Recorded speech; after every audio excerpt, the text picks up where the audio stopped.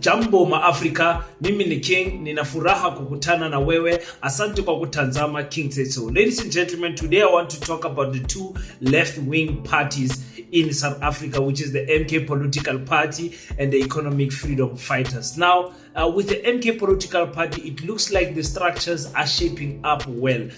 You see what they are doing in Gauteng, you see what they are doing in KwaZulu-Natal, you see their actions in Mpumalanga, and now they are in Limpopo, where they are trying to develop the structures, appoint leaders so that people on the ground can know who is leading these political parties in those particular provinces. It's very interesting because I'm quite interested to know what is it that the MK Political Party is going to offer Limpopo that the ANC cannot offer, that the EFF cannot offer. The strategy that the MK Political Party needs to deploy in Limpopo and other provinces has to be spot on, and it looks like people are buying into it. Is it the excitement of MK Party being a new party and its standing chances to win by-elections, to win wards, to win municipalities?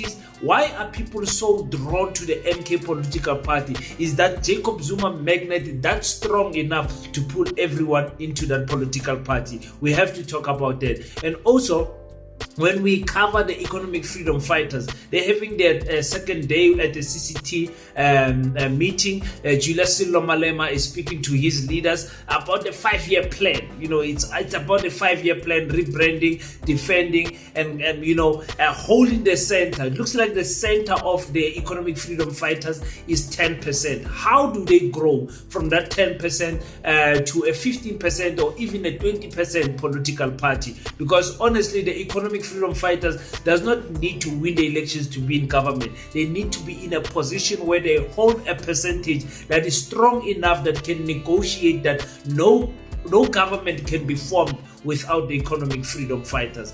Julius Sillo Malema is talking to his fighters on the ground. He's talking to them, telling them about the strategies they need to deploy for the next 5 years. Let's talk about the Economic Freedom Fighters and Umkhonto weSizwe political party and much more. Welcome to King Said So, Africa's one land, one language, one currency, one army on King Said So. Africans can unite. Your Pan-Africanist podcast. Enjoy. Peace in Pan-Africanism to all my African brothers and sisters from all around the world. Welcome back to King Said So. I'm your host, Kagiso Hlongwane Zinjiva Sono, and we're back at it again with another one. And this time around, we're talking the MK Political Party and the EFF. Let me tell you some exciting news that pumped me up yesterday. You guys know right now we are doing a campaign. Buy a pallet of bricks for the school, Paseta. And I was advertising that just yesterday. And guess what? There is a gentleman by the name of Bishop Mike Radebe who already purchased a pallet of bricks for Paseta. I mean, how exciting is this, my Africa? We are sitting here trying to do something for the coming generation. We are struggling with funds. We are at a point where we are begging for funds from Africans to say, Africans, let's unite and build this school. And then you have individuals like Abu Pramike Ratebe who are there for Paseta from the beginning. This man has been donating for Paseta since we started last year in July, and I'm very proud to be associated with someone like him. I mean, I don't know what is it that I can thank this man with, because he's gonna receive the first certificate when it comes to this pilot project that we are pilot program that we are pushing. So thank you so much, Pramike. I wanted to thank you publicly because you have been with us from the beginning and you've been supporting and encouraging us so much. So thank you so much, Bishop. We appreciate you. May the great Lord continue to bless you and may you never lack in the area of finances. For those who don't know what we are talking about, guys, we are asking people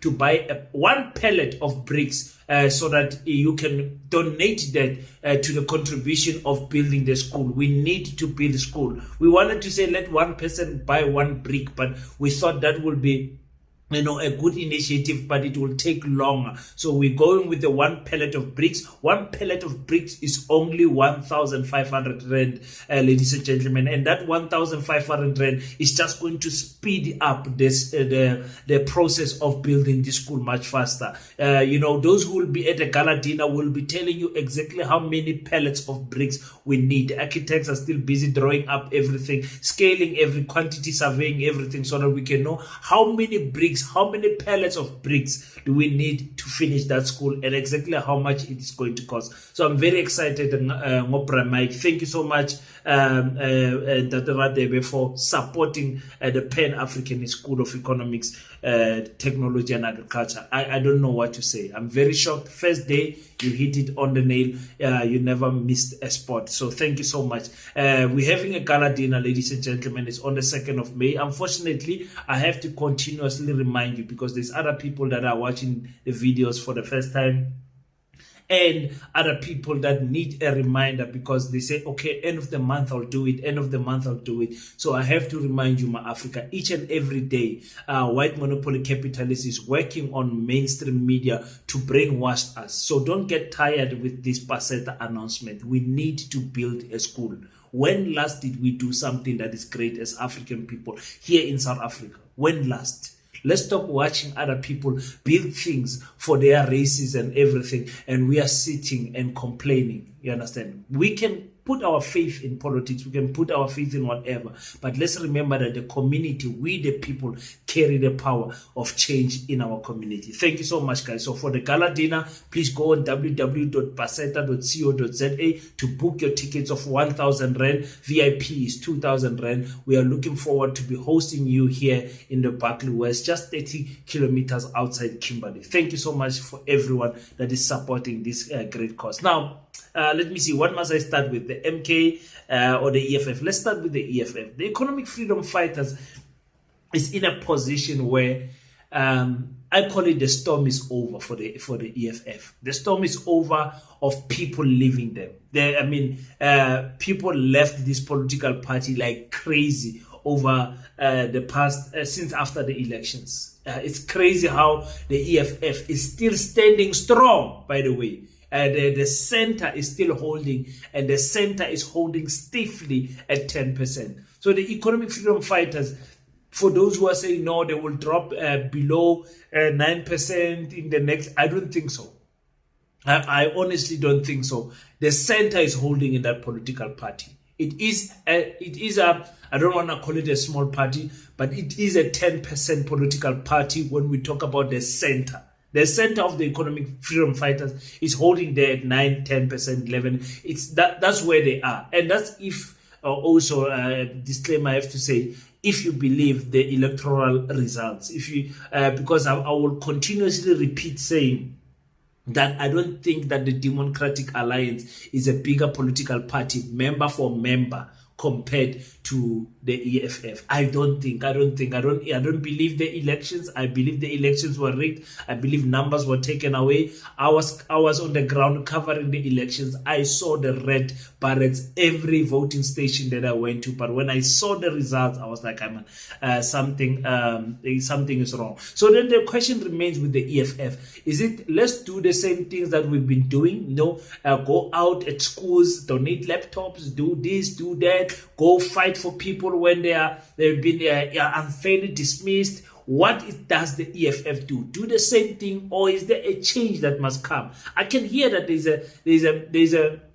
level of change in the tone of the entire Africa, if I can put it that way. It's like EFF is focused on South African patrioticness and South African change. Yes, they are a Pan-Africanist party that believes in African unity, but after the elections, you have had less of that, let's be honest. That might be one of the changes that they implemented, to say, let's not fight with these South Africans because of Zimbabwe, because of Nigeria, because of whatever. Let's strategize and sympathize with some of the grievances that our people are pointing out, specifically from South Africa. So what the EFF needs to do, according to me, you guys will correct me, the EFF only needs 15% to be in government. The EFF only needs 15% in 2029 to be in government. I'm not too much focused on the local elections for me, because the way local elections are voted for in South Africa and the way national elections, like South Africans have got a different mentality and approach of those elections. You'll find even local elections will even have a lesser turnout than the national elections. National elections has got a buzz. The EFF needs 15% to be in government.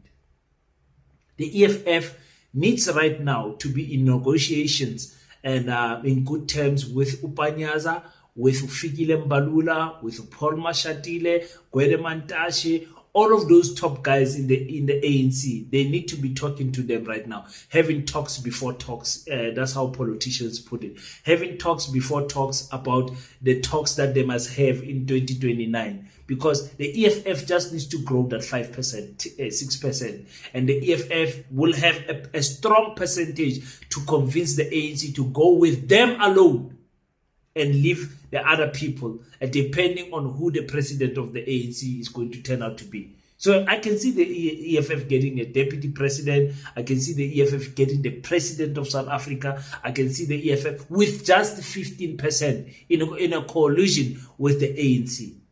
That is their biggest ticket that they must look at, the EFF. You understand? Because realistically speaking, you can love the EFF, but you can't expect that they will go from 9% to 51%.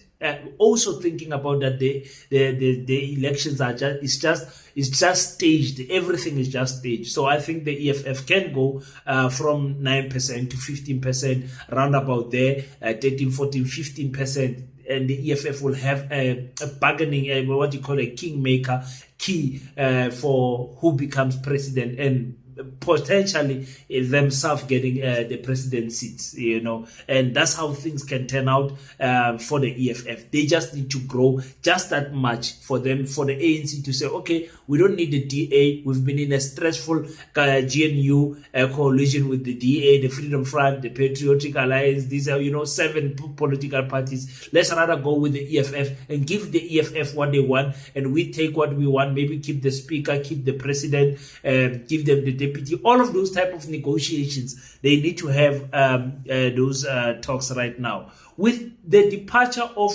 Floyd, Busisiwe, Mpofu, and now the sidelining of Dr. Mbuyisane Ndlozi, the EFF leaders have to come up and level up. Let me say they need to level up. Abo Mphile Mautwe and Abu Godrish Kati, they need to level up. They cannot expect that the CIC is going to carry this political party on its shoulders alone.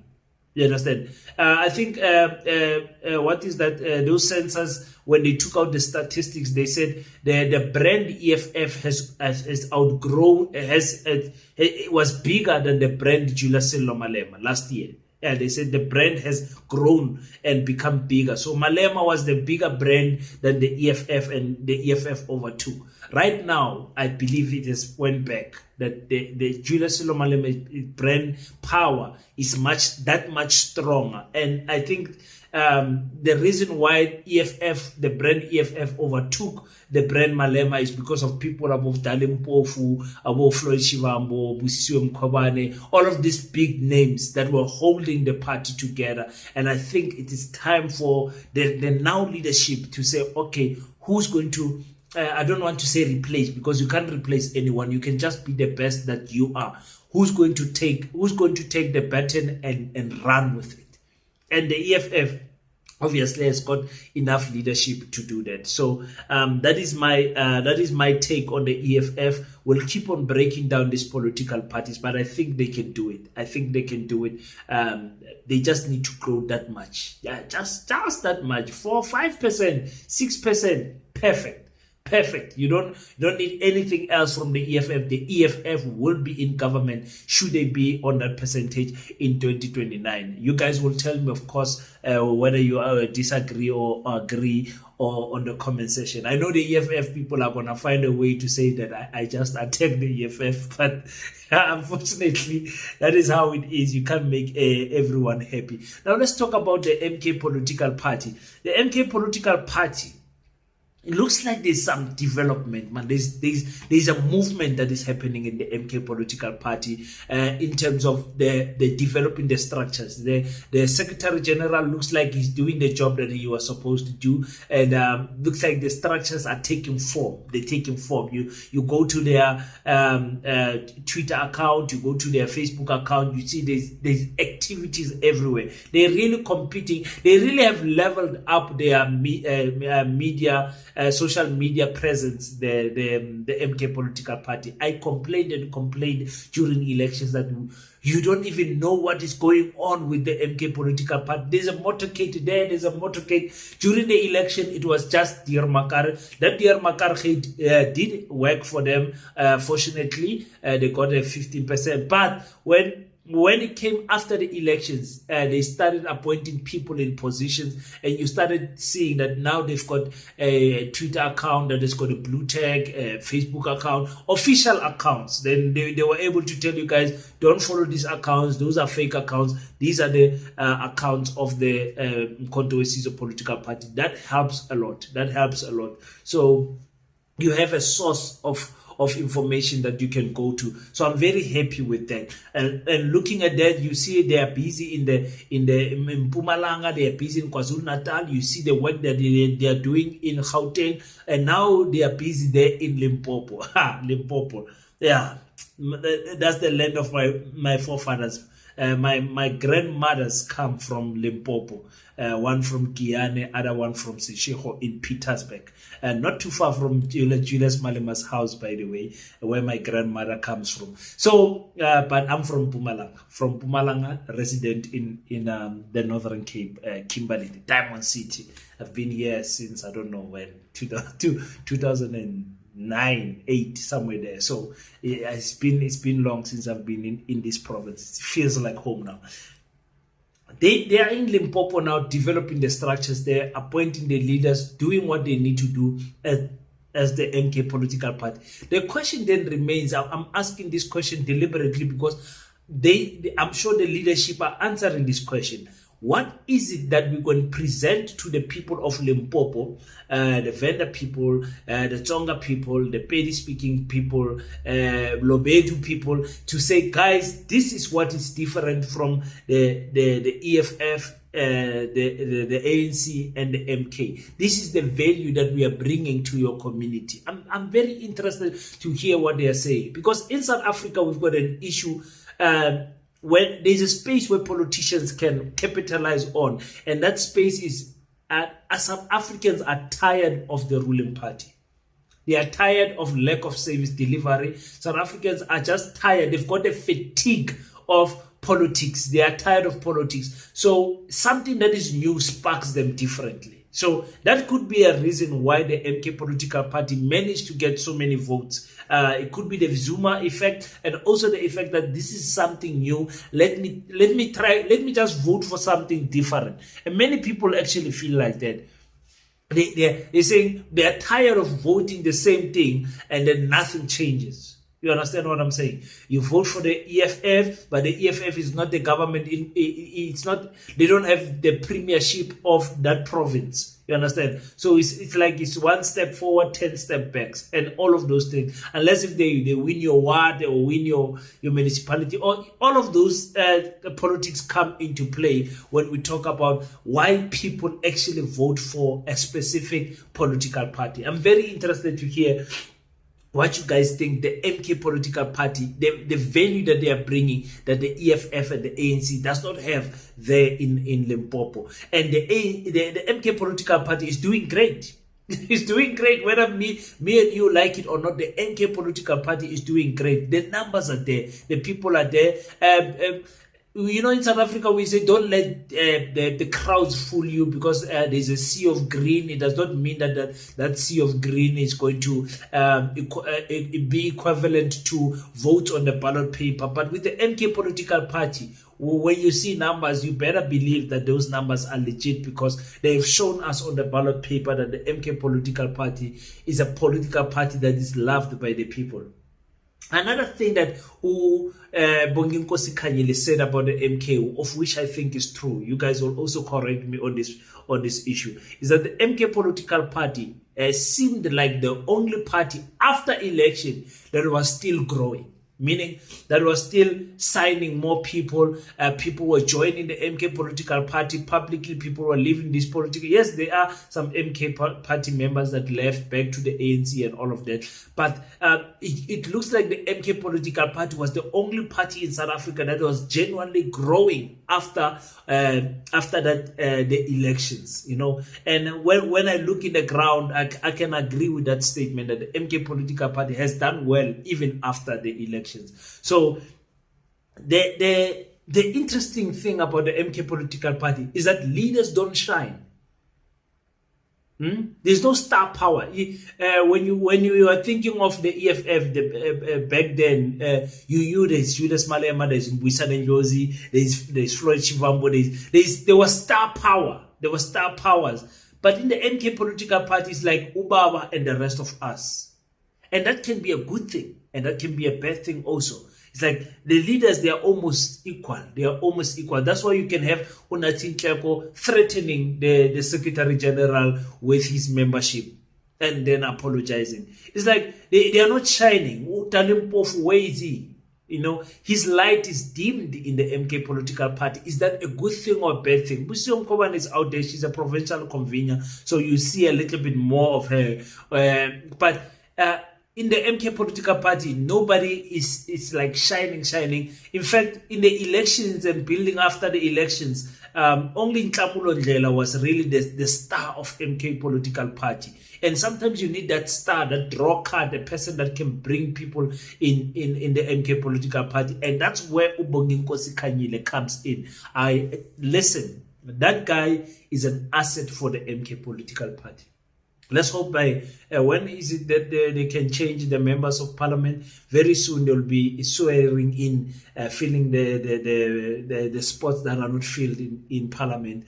And I think Ubonginkosi Kanyile might be one of those guys that might come in there. I'll be very excited for that because I love Ubonginkosi Kanyile. And I think, like I said, with proper guidance, he can be a politician that can change South Africa even 10, 20 years from today because of his age. You know, because of his age, we need these people that are under the age of 45. We need these people that are under the age of 45. And I believe he's under 40, if I'm not mistaken. So, that's what the MK political party needs to do. So, I'm happy with the progress of the two parties. This is the two parties that me and you need if we are going to talk about liberating African people, black people in particular, in South Africa. The MK political party and the EFF is the political parties that me and you need, whether we like it or not. Those two parties become weaker, the DA and the ANC will become stronger. And I'm not here to hate on the ANC, but with the ANC, the issue is who is the president? Who is going to emerge the president after Cyril Ramaphosa? That's the big question.